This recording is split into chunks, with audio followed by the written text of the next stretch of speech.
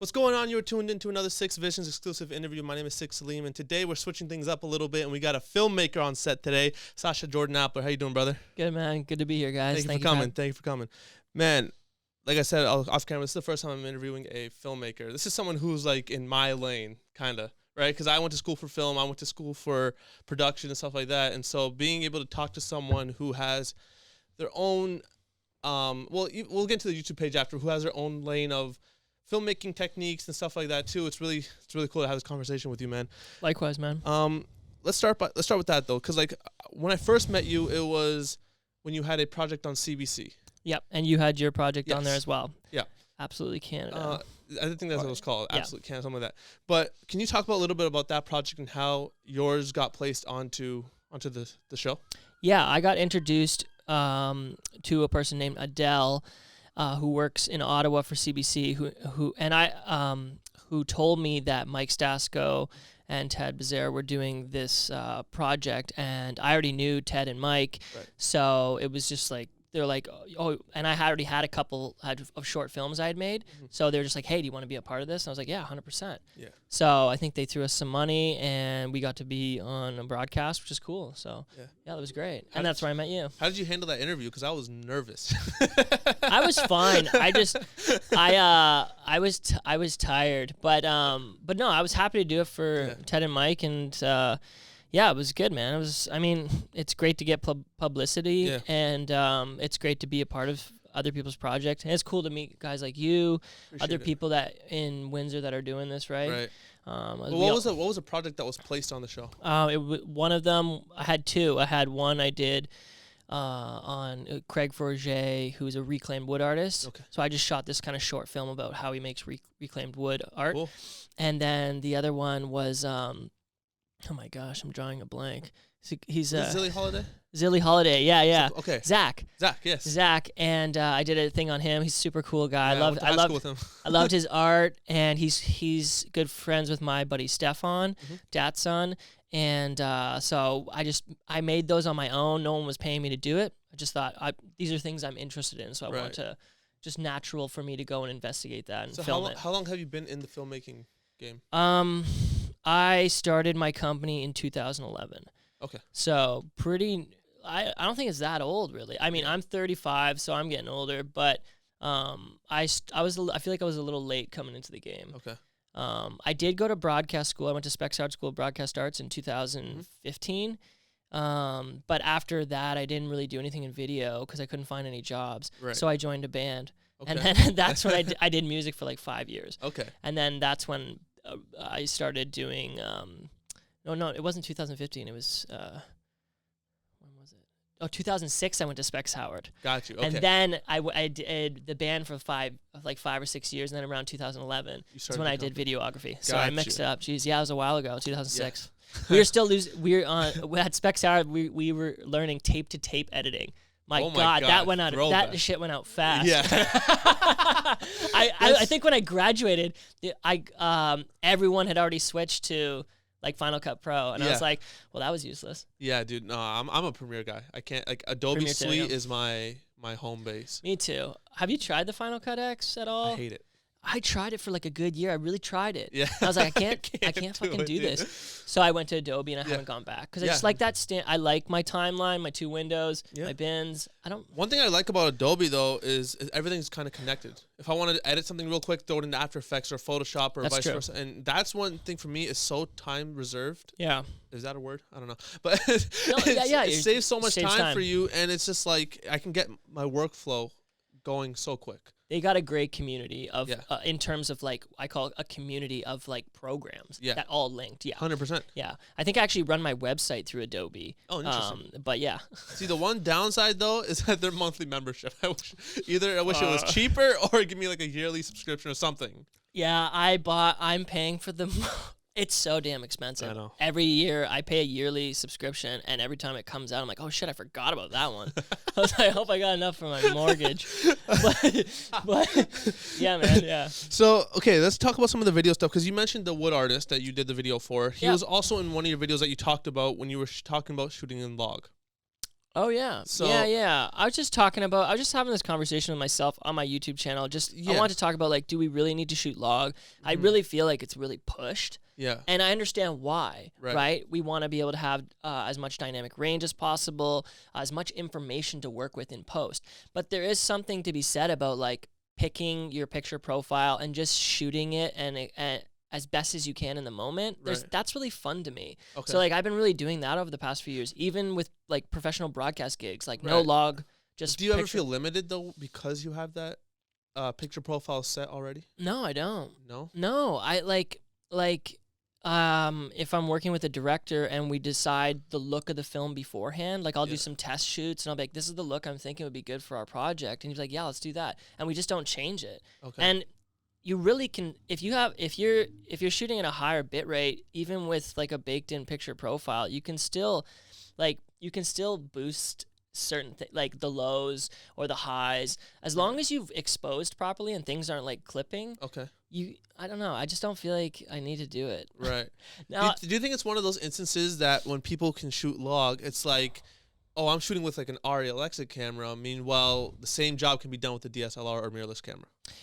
Yeah, I honestly think that the only like it depends when it comes to gear or what you're going to be setting your gear up as. Like how are you going to set your gear up? It depends on the project. Yeah. If you're working, it depends who you're working with. What do they prefer? What does the editor prefer?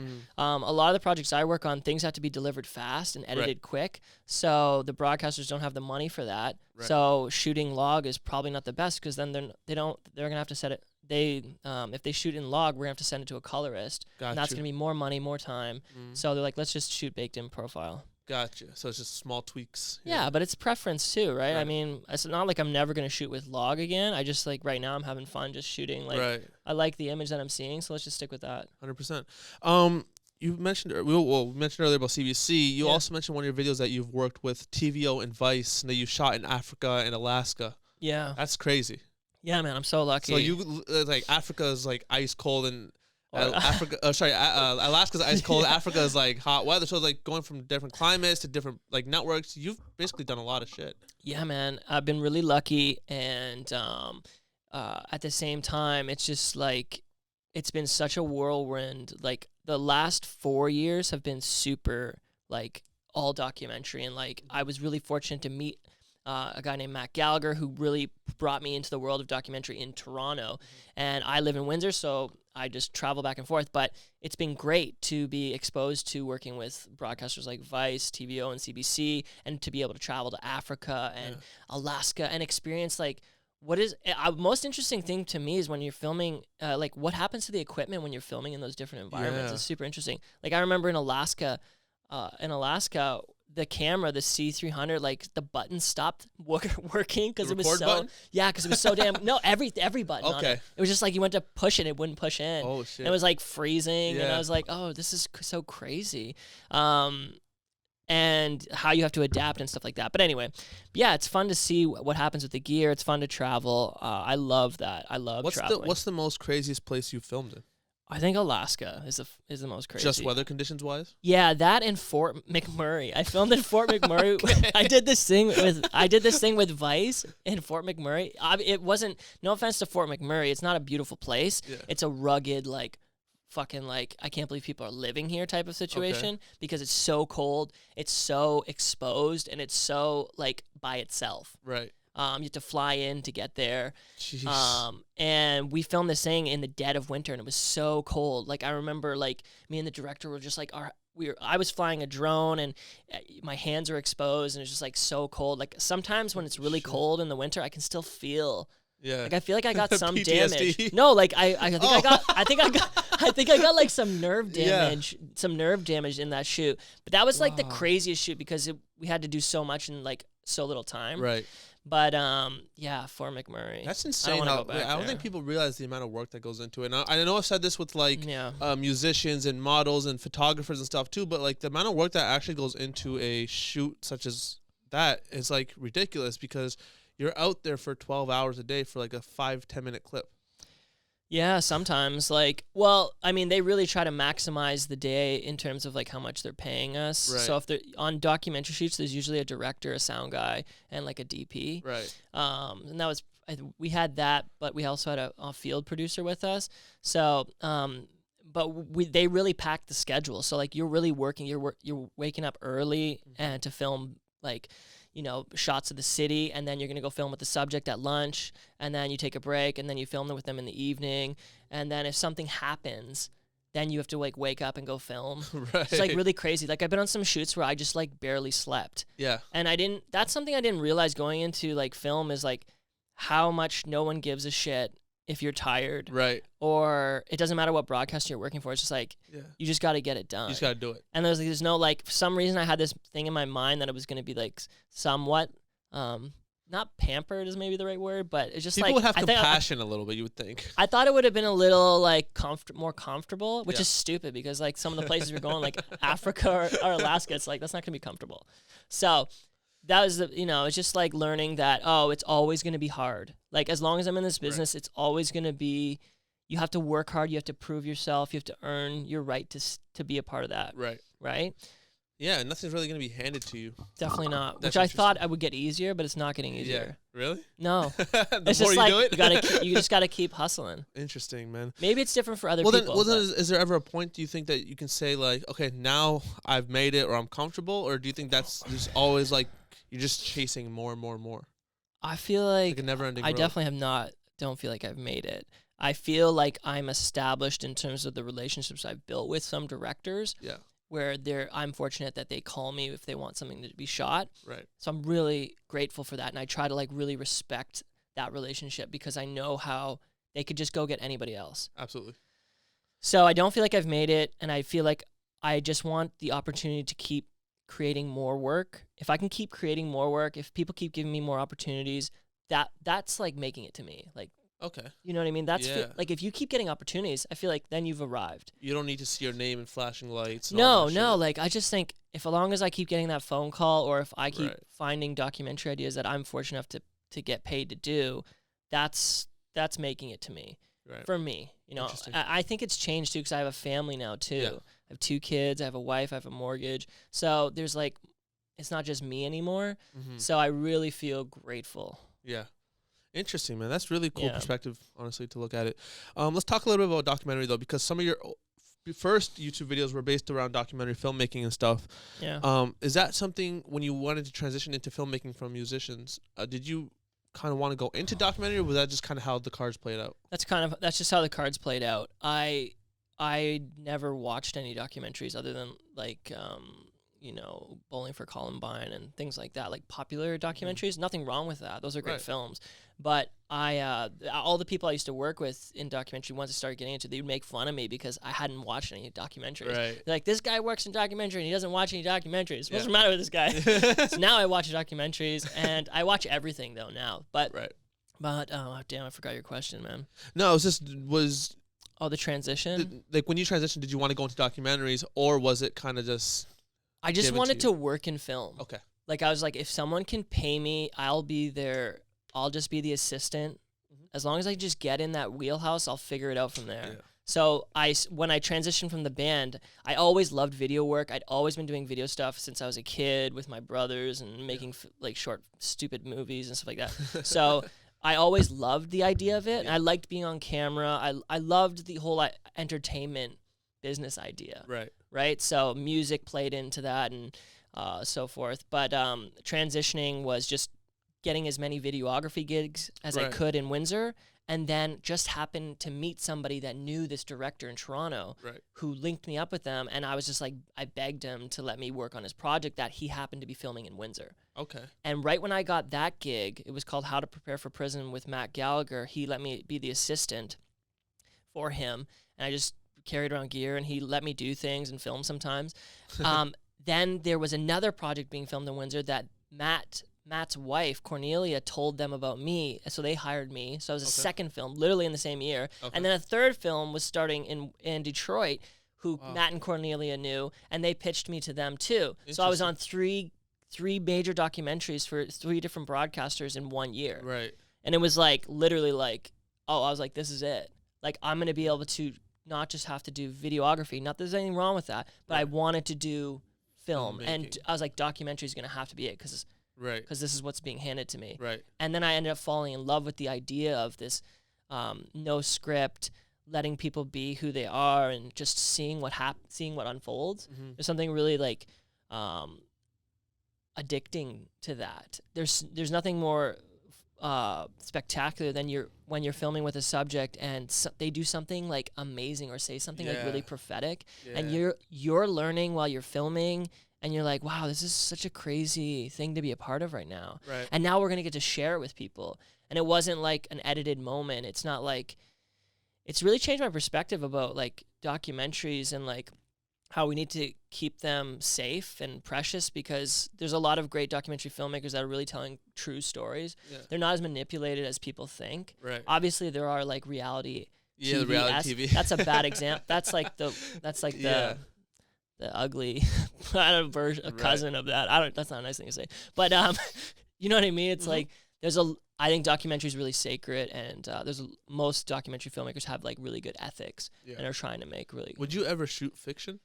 I think so. Yeah. Is there a genre you prefer? I like action.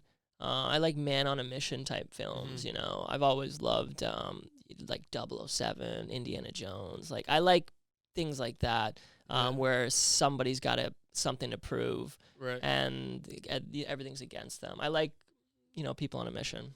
Interesting, man. Yeah. Because like going from documentary filmmaking, where it's like you said in one of your videos too, where it's like tripod shots when you're a one-man band, stuff like that. Yeah. Going to something where you're focusing solely on the camera's in your hands, and you're doing all these quick shots with the action sequences and stuff like that. Yeah.